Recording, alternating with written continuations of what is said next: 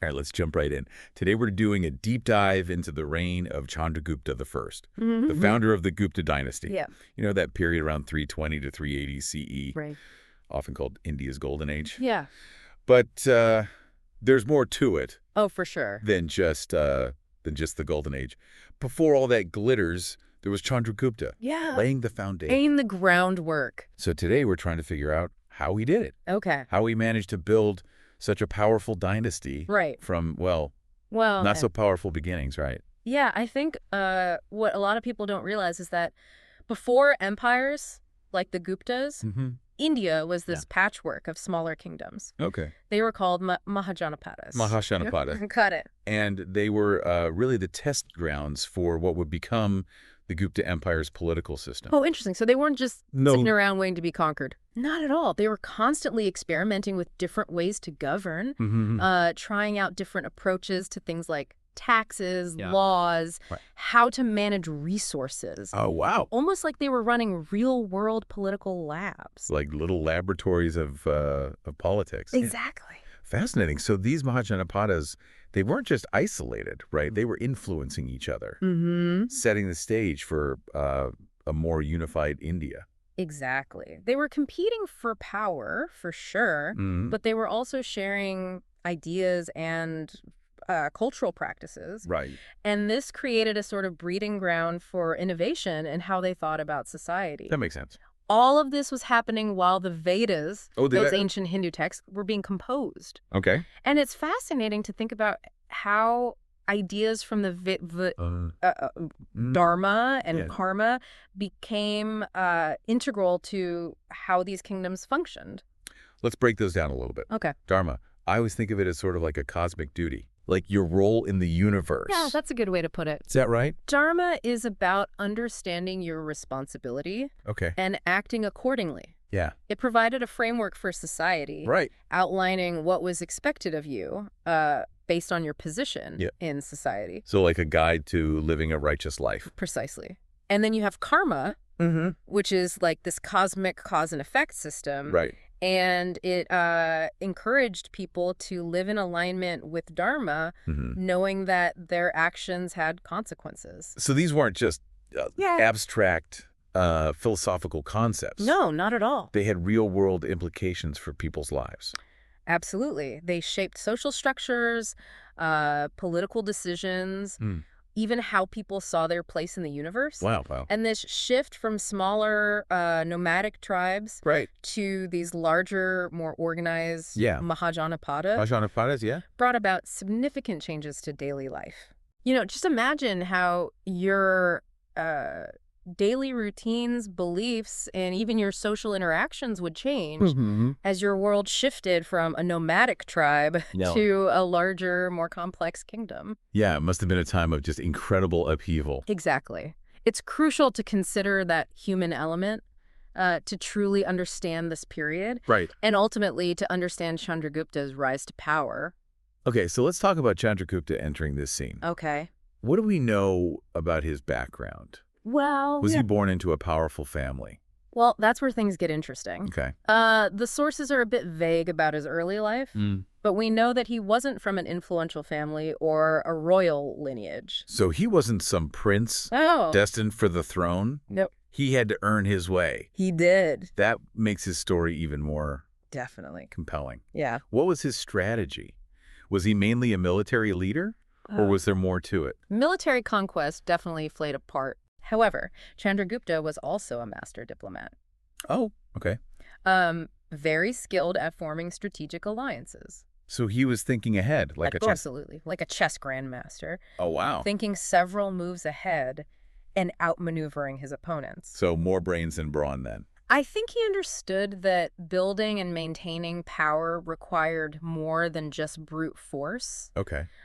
He needed a keen understanding of politics Yeah. and the ability to forge alliances that strengthened his position, Interesting. to truly understand his rise. Yeah. I think we need to look at probably his most significant conquest, the kingdom of Magadha. Magadha. They held a strategically important area in the fertile Gangetic Plains, and they had a powerful military due to their iron resources. So they were a force to be reckoned with. They were, and yet Chandragupta managed to defeat them, acquiring their territory and resources. That's huge. So that victory really marked the you could say that. Arrival of the Guptas on the political scene. It marks their arrival. That's a major turning point. I mean, conquering Magadha must have given him control of just a vital region. It did, and it didn't stop there. It didn't. He went on to conquer other territories, expanding the Gupta realm through both strategic campaigns and calculated diplomacy. Okay, so speaking of diplomacy, who are some of his key allies? And what did those alliances achieve? One of his most significant alliances was solidified through marriage. He married Kumar Devi, a princess from the Lichavi clan, a very powerful group with a long history in the region.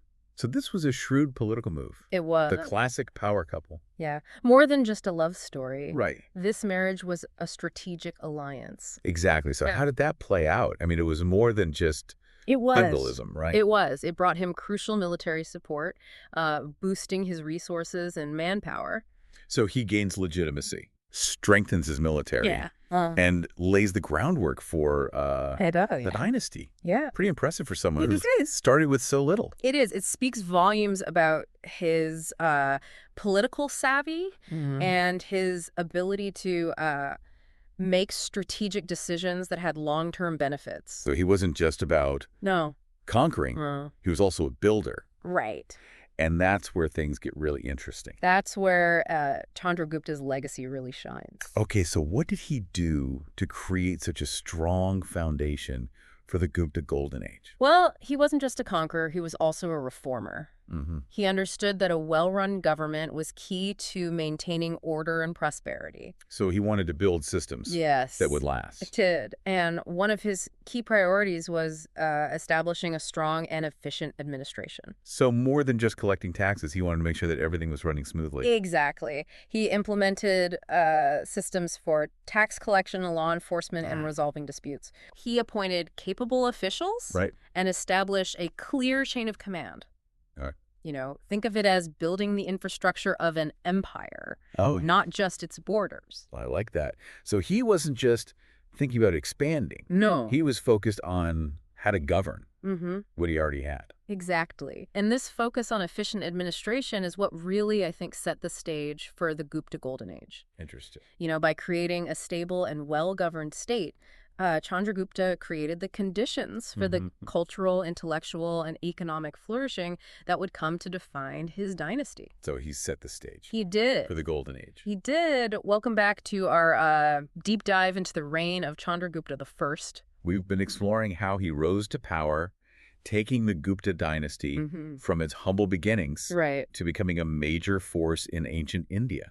We've talked about his military conquests, his clever use of alliances, and his focus on building a strong and efficient administration. All those factors helped to transform him from a relative nobody to the founder of an empire. It's pretty remarkable.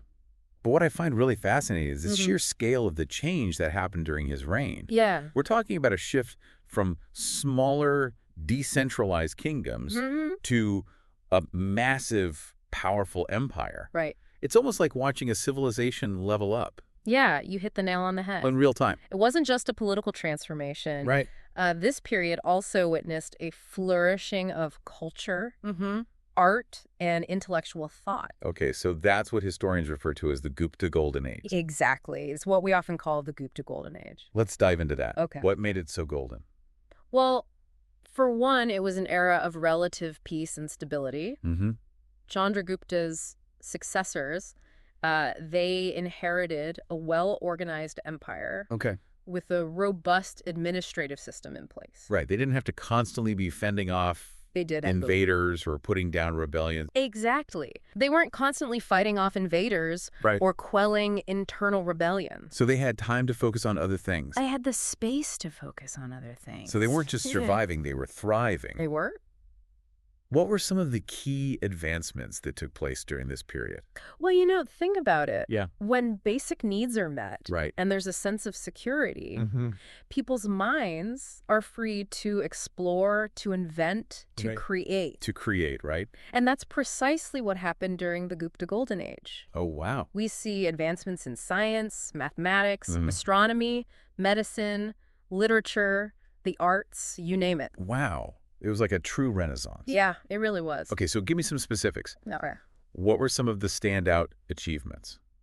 Let's start with mathematics. Okay. This era saw the development of the concept of zero and the decimal system. Oh, wow. Okay. These weren't just abstract concepts. They revolutionized mathematics Yeah. and had a ripple effect on science and technology. I can imagine. Imagine trying to do complex calculations without the concept of zero. I can't even, it's hard to fathom. It's one of those foundational ideas that really changed how we understand and interact with the world. Totally. It was a game changer. What about astronomy? What were they discovering about the cosmos? Gupta astronomers were making remarkably accurate observations of the stars and planets. Okay. They developed sophisticated models of the solar system, and they even calculated the Earth's circumference with impressive accuracy. Oh, wow. They were really pushing the boundaries of what was known about the universe. They were stargazers and mathematicians. Yes. All in one. Driven by curiosity and a desire to make sense of the universe. But were these discoveries just theoretical, or were there practical applications? Their advancements were both intellectual and practical. They used their knowledge of astronomy to improve navigation and to develop more accurate calendars. Okay. For instance, their understanding of the monsoon cycle helped them to predict the best times for planting and harvesting crops. Oh, that's huge. Which, had a direct impact on their agricultural success. Right. So there's a link between their intellectual pursuits and the everyday lives of people. There was. It's, it reminds me of the Mahajanapadas. Oh, yeah. And their focus on finding practical solutions to problems. So would you say that that spirit of innovation continued into the Gupta era? Absolutely. That spirit of, finding practical solutions to real-world challenges was a defining characteristic of this period. Okay. It's fascinating how the groundwork laid by those earlier kingdoms really influenced the trajectory of the empire. Speaking of practical applications, let's talk about medicine. Okay. Were there any major breakthroughs during this time? Gupta physicians were known for their expertise. Yep. They developed advanced surgical techniques. They utilized herbal remedies. Right. And they really gained a sophisticated understanding of the human body. Wow. One of the most famous medical texts from this era is the Sushruta Samhita. Okay. It's a comprehensive treatise on surgery that's still studied today. A medical text from that time, still relevant. It is. Today. That's pretty mind-blowing. It speaks volumes about the depth of their knowledge and the sophistication of their medical practices. They weren't just guessing. They weren't guessing. No, they were applying scientific principles to their understanding of the human body. Okay, so we've covered math, astronomy, medicine. What about literature? Okay. What kind of literary works were being produced during this time?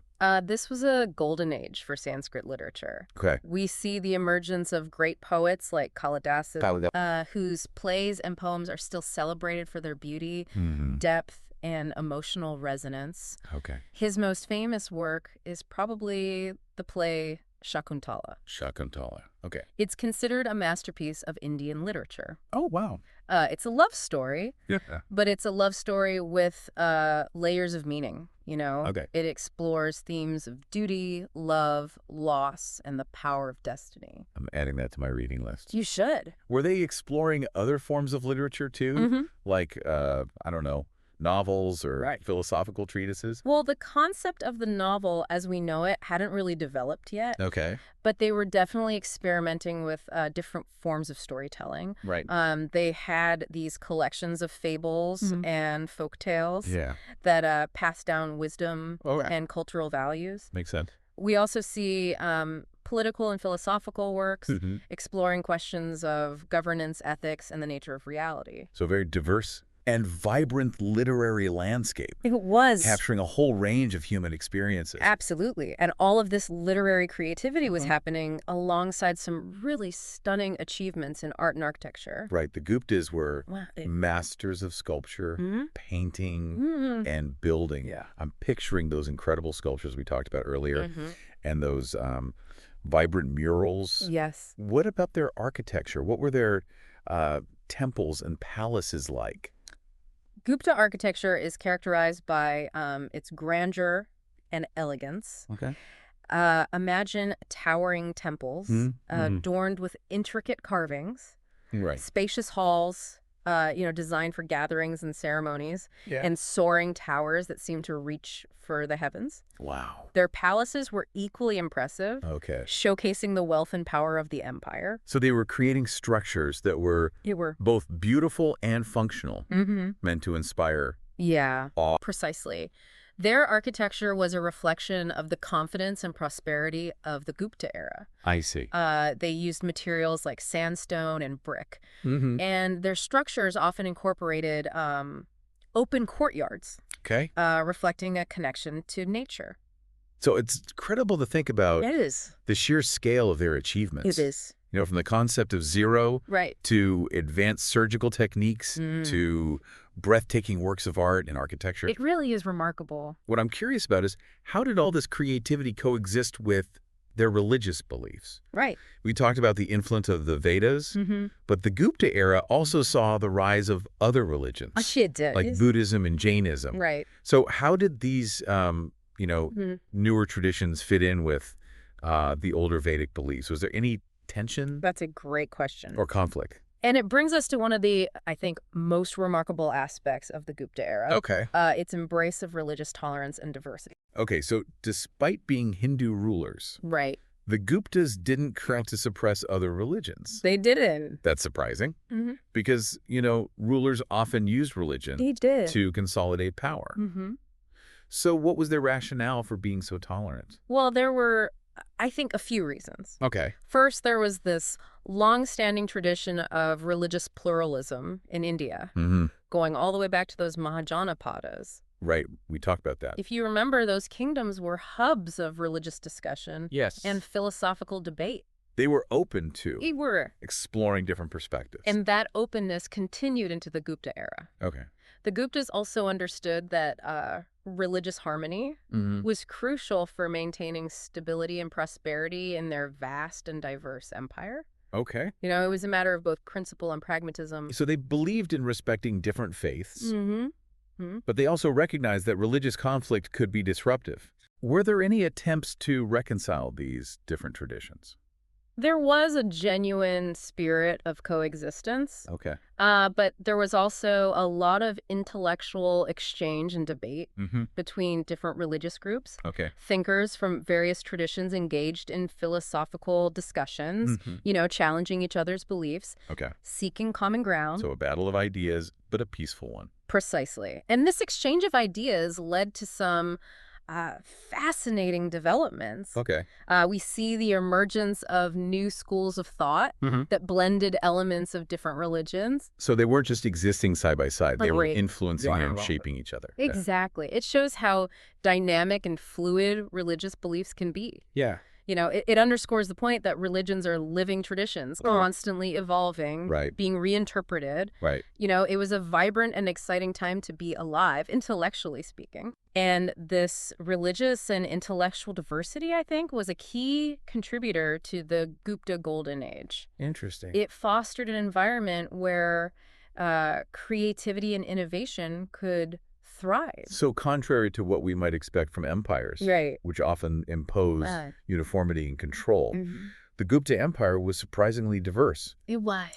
And receptive to new ideas. It was. Which is pretty amazing. Yeah. And that probably played a key role in their success. It did. Right? It's a testament to the idea that strengths can come from embracing differences. I think so.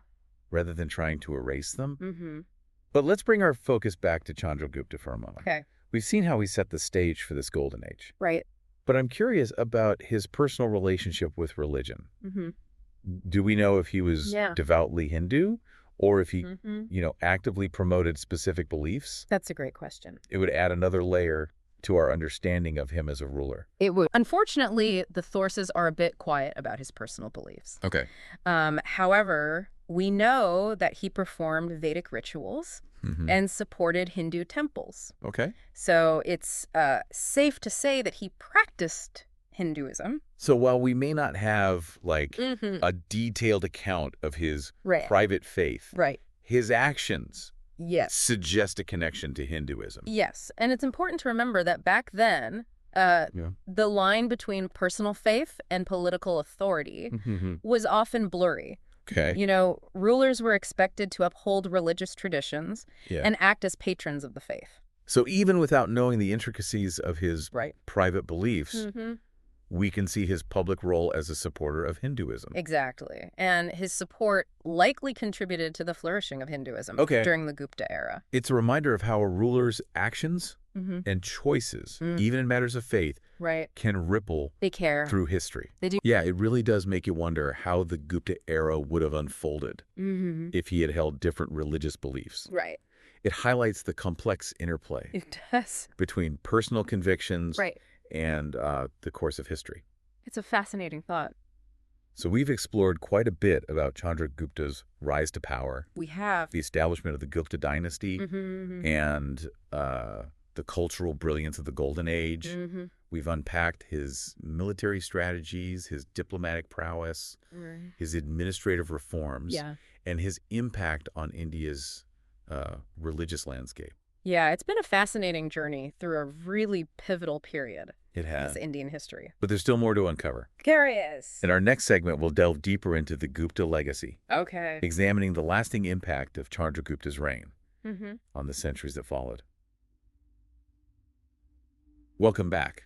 We've been on quite the journey tracing the rise of Chandragupta I and the Gupta Empire. From those fledgling Mahajanapadas to the heights of the Gupta Golden Age, it's been fascinating. We've covered Chandragupta's military victories, his shrewd alliances, those administrative reforms that built a strong foundation, and his influence on what was a surprisingly tolerant religious landscape. Right, all key to that stability and prosperity the Guptas achieved. But as we wrap up, I think it's important to consider this era's lasting legacy. How did Chandragupta's reign shape the centuries that followed? Yeah. What impact did the Guptas have on both India and the world beyond? Right, so we're shifting from the specifics of Chandragupta's time to that broader long-term influence of the Gupta era. Where do we see that impact most strongly?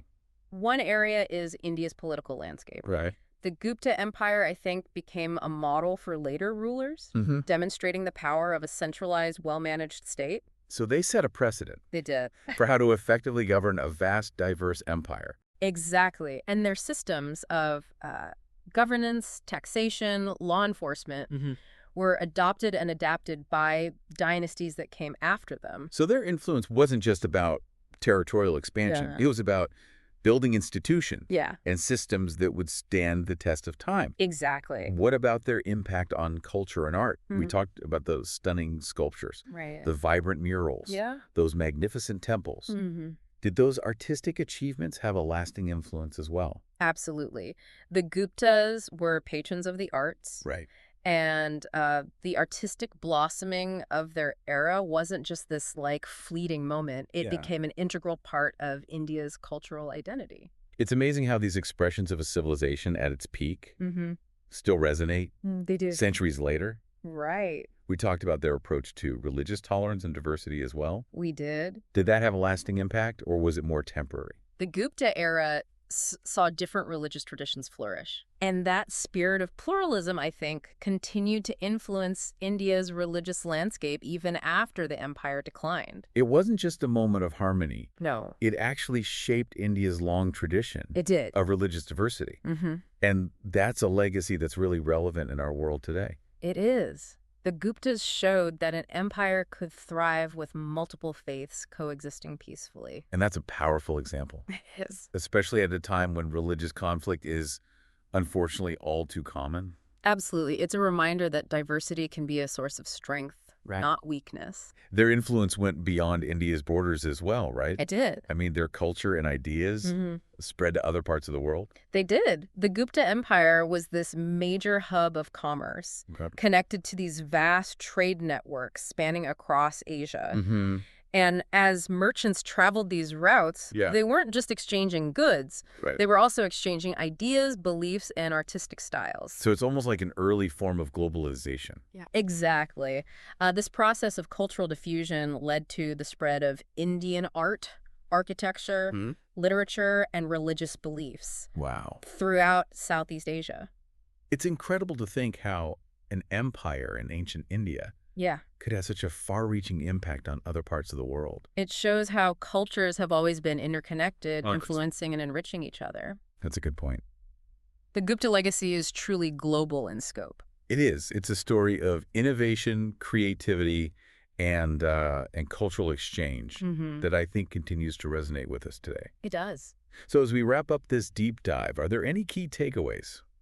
I think the Guptas remind us of the importance of strong leadership, the power of vision, and the need for efficient and just governance. Those are lessons that are timeless and universally applicable. They are. As you continue learning and exploring, keep the Gupta story in mind. It's a testament to the incredible potential of humanity to create, to build, to innovate, and to leave a lasting impact on the world. Well said.